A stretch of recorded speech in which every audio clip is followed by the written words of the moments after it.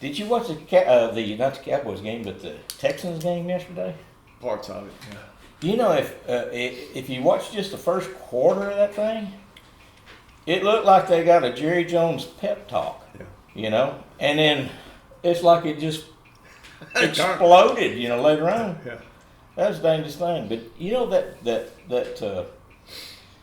that quarterback for Kansas City, Mm-hmm.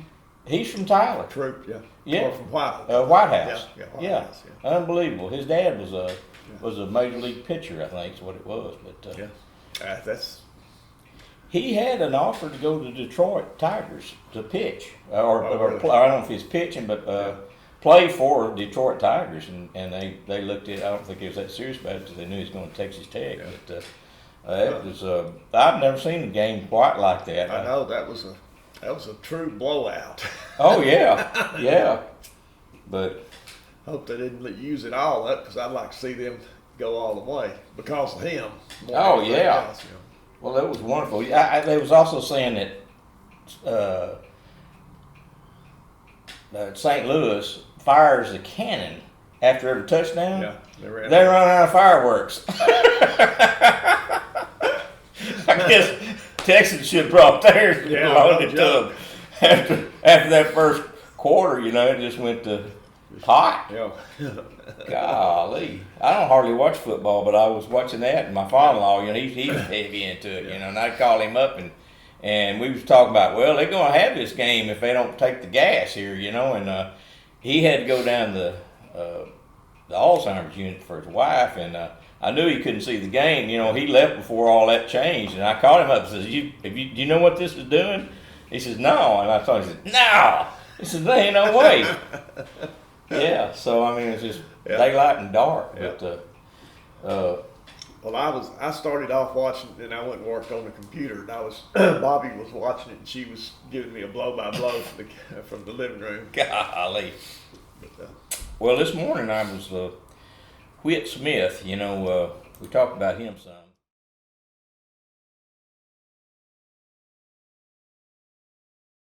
I was just sitting here looking at your fish that y'all caught. This was Saturday night. Yes, it was. Okay. Well, it's a pretty nice fish. What size was that? That good friend of mine is Dale, and his biggest fish went 10.89, and he had 12 fish total.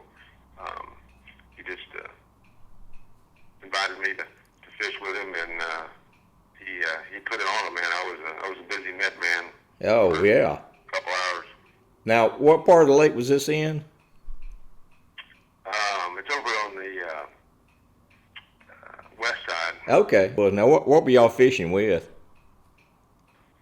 He was a combination of like underspins and swim baits. Okay. When they shut down, he would rotate through baits, and there'd be lulls, but he had a good 45-minute run with a big fish, and then you just kind of gotta let them rest and come back and go after them again. Oh yeah. So what time of night was this, Whit? It was just right after nightfall. Okay. It was a little late. Kind of dusk, right after dusk. Yeah. Right. Well, it looks like a great time. You know, Bob and I was talking about when it gets cold like that, you know, be over shivering, but when you start catching fish, you can't even tell it. You know, it's funny how that works. You forget all about it. Yeah, it's just, I don't know. I don't know what, I guess the endorphins or all that starts working, and Exactly. But man, it looks like a really nice fish there, and that's a good way to start off the season anyway. So. Yeah, those fish they were all nibbling. You just got to let them load up on the baits. It seemed like they were just kind of, whatever bait he was using, that they would just, you just had to let the rod load up, and then when they do, just set the hook hard.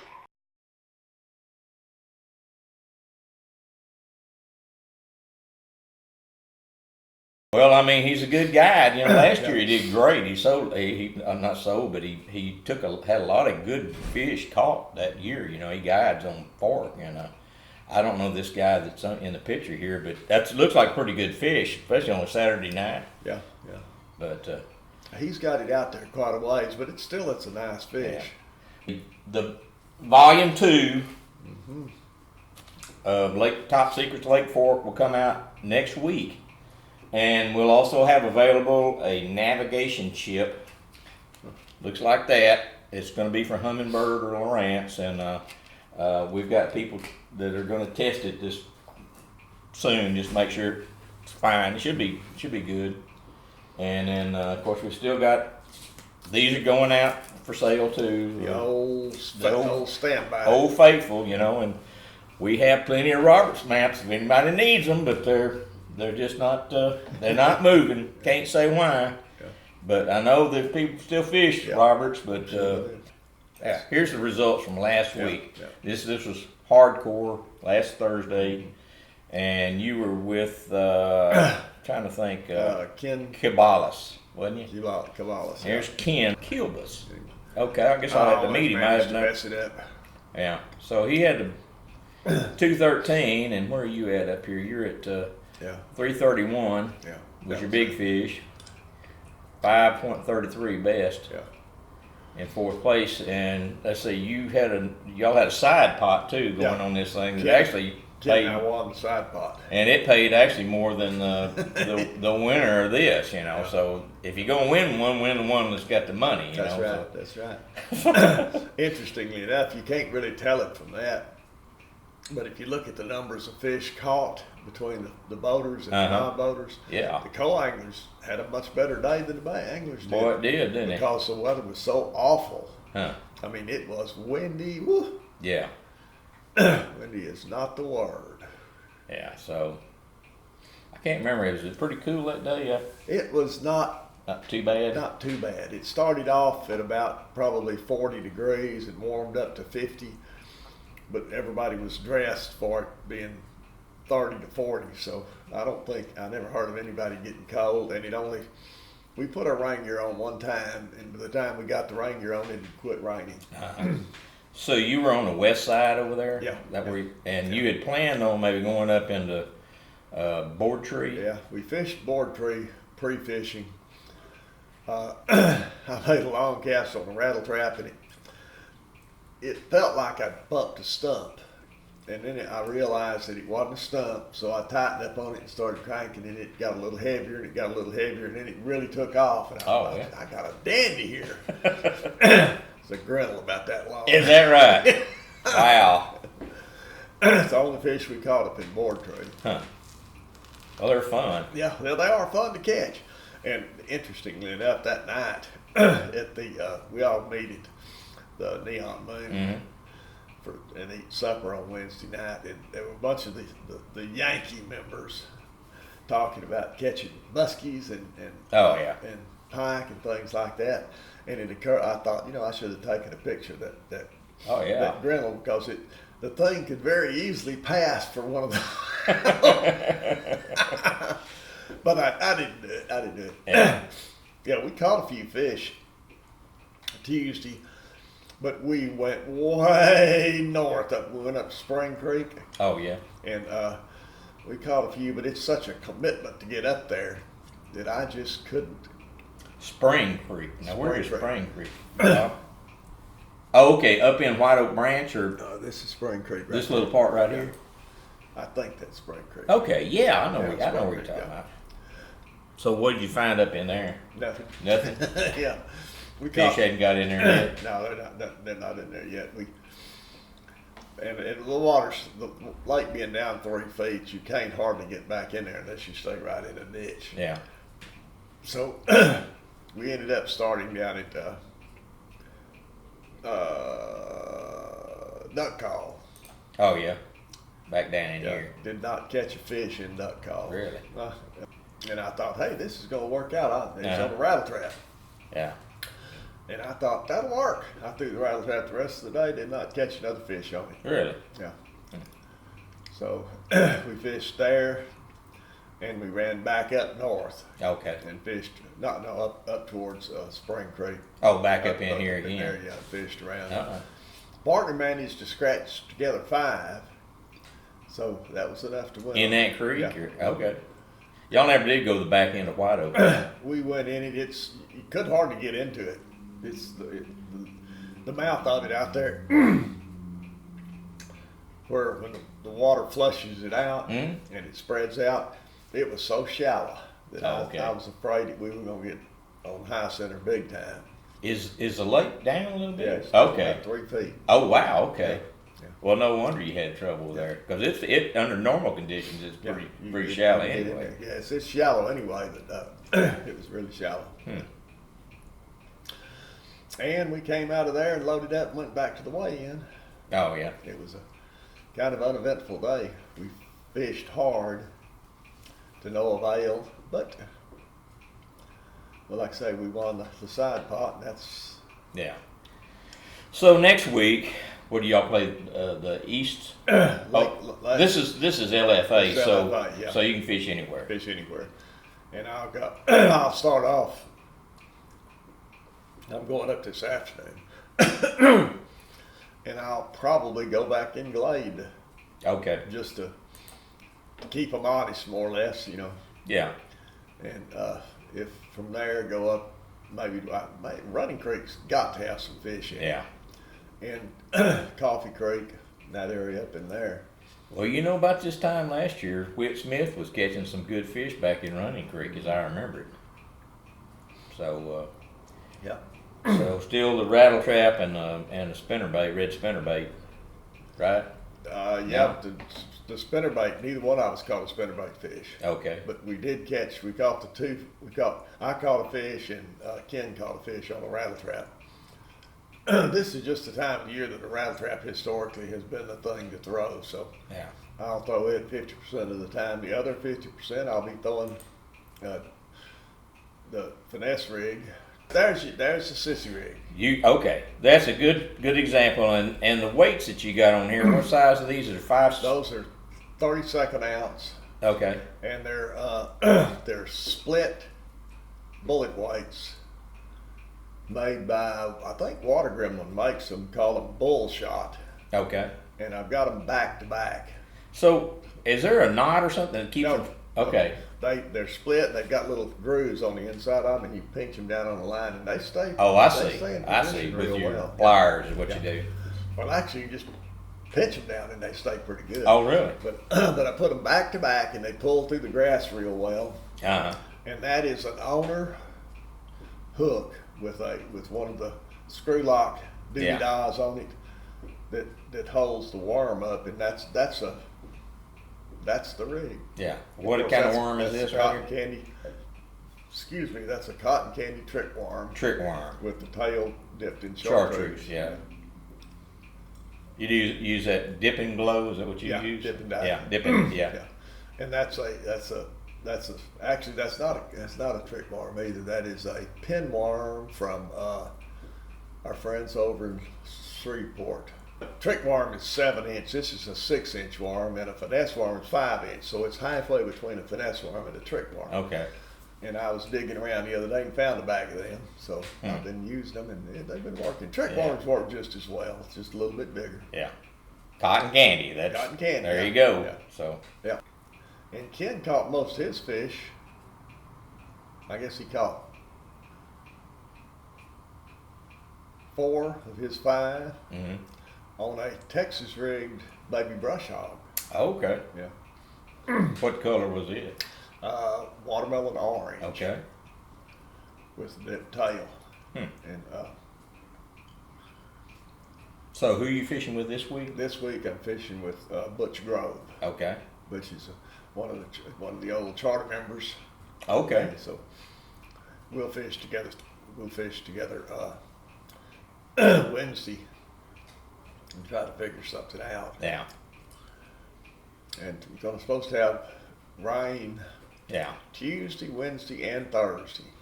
Yeah. It's going to be wet. Yeah, it's not going to be that bad. See, those percentages there are higher than what I've been seeing. I've been seeing 40% all 3 Oh, days. really? And no heavy winds. That's the good part of it. Okay. Okay. We'll see how that Yeah, comes don't- out. 'Cause- no so that 10 mile an hour ain't really small. No, That's That's a pretty good it's little a lot win. smaller than 20. Right, yeah. Oh, yeah. Yeah, when we came back from Spring Creek running down, I mean, that's a long run up Yeah. there. And we lost at 515 West. It was bumpy, and it was, well, we didn't really get wet, but we got blow over several times. Anytime you'd have to turn and run, cross the currents, you'd get some splashes with the, Yeah. yeah. Now, I was noticing on your page here, this is for January. Right. What is this right here? That's just notes that I've made. Those are websites that haven't published their 2020 stuff yet. Oh, they hadn't got it Yeah, in that's yet. just what Okay, so I've if written you, in the margins. yeah. So if you see that, he doesn't have that yet. Yeah. But- Those are tournament series that I don't have information on yet, and I put them all right there in one place, and I come back periodically and go to the website and check them. The one that I'm a little concerned about is Texas Poorman's. They haven't published theirs, and they always have something published by now. Really? So I sent them an email. But anyway, Well, I don't see much for Fork right here in January. Is there? no, there's really not a whole lot going on in Fork. Or maybe they just don't have it in. You just don't know. But you'd think it'd have it in by now if they were going to do it. Be poor timing on their part if they didn't have it in, and we're planning on it. February and March, you start getting a lot. Getting a lot of tournaments showing up. Of course, bass clubs fish the hot water lakes this time of year. Squaw Creek.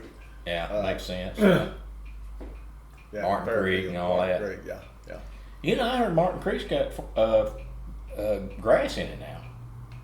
There was a guy I talked to a week or two ago. He said that it has got quite a bit of hydrilla, I think is what he said. I'd go out there just to see what hydrilla feels like. Really? That's unbelievable. Yeah. I remember the old heyday when that thing was just perfect. It was hydrilla out to 15 feet when I started fishing it. Yeah. So that's some good news there. If somebody don't mess that up, but. Of course, the power company will mess that up because they say the hydrilla fouls their pumps. They say that, yeah, but I mean, I don't know. That's I can see some spraying right about the intake, but why do you need to spray the whole lake? It ain't all gonna get in there. It's just that's overkill is what it seems like to me, especially on a small lake like that. It's just kills the habitat. And I just believe there's so many benefits to hydrilla anyway, it's just a shame to see that happen. But it unfortunately fits in that invasive species category. So I wonder if Martin Creek's maybe in line to be shut down. Are they? They're shutting some of these power plants down. Monticello's dead and gone. Just one comment I'll make before we leave that. Mm-hmm. We are in big time need of co-anglers. So any of you guys out there that would be interested in fishing with us as a co-angler, or for that matter as a boater. If you come in as a boater, you have to get on the waiting list until we get some more co-anglers. But if you're interested in fishing as a co-angler, and even when you get on the waiting list, you can still fish, but you're going to be a co-angler until your name comes up to go in as a boater. But we could put probably 5 or 6 co-anglers to work right now. Oh, okay. To work. I'll put them in a boat because we've got boaters that are having to fish as co-anglers. So Yeah. Give us a call. Send me an email. Yeah. Whatever. Card and letter. Yeah. Smoke signal. Yeah. Come to the Minnebucket at 3:00 on Thursday afternoon. Yeah, for weigh-in, and Yeah. you can come in there and see what goes on and That's right. meet some people, and you'll be thoroughly impressed, I would imagine. So, Yeah, we fill the place up. Somebody made a comment the other day that if the numbers hold the way they are, we're going to run out of room. yeah, And we ran out of room already once, and I don't know where we'll go if we run out of room here. we'll just push all that tackle out of the way, and Yeah. I'm sure Tony won't mind. Yeah, no, I'm sure it would. He won't mind a bit. Yeah. Just as long as you put it back where you found it. Yeah. Yeah. So, See, Tom Charblay. Yeah. He caught a nice one. It's 702. And remember, that's on the chart. And he said it was probably a 9-pound fish. On in the reality. chart. What do you mean by the on the chart? We use the Parks and Wildlife chart Oh, yeah. Okay, I got to you. determine, we calculate weight based on their Estimate. length. And the fish was a lot heavier than the chart showed. The one that I caught, what was it? 331, big old belly on it. Yeah. I mean, she was thinking about it. Wasn't, certainly wasn't spawning yet, but she was up in shallow water, giving it some consideration. Oh, yeah. I did get a comment on one of our videos that was asking what your personal best was. 1189. 1189. So there you go. And where was it caught? Lake Fork. In the mouth. In Glade. In Glade Bay? In Glade, in the back of Glade. There's a boathouse back there in the back of Glade. It was in front of that boathouse, just out there in the hydrilla. So that tells you how long ago it was. It was 2009. Yeah. It was on that red spinnerbait. There you go. Yep. What time of year was it? February. February. Yeah. Yeah. So, hey, that ain't very far away. No, it's so not. No, it's not. February, March, that's the prime time for big fish, It's a stretch string stretch. Yeah. So it's time to have a good time now.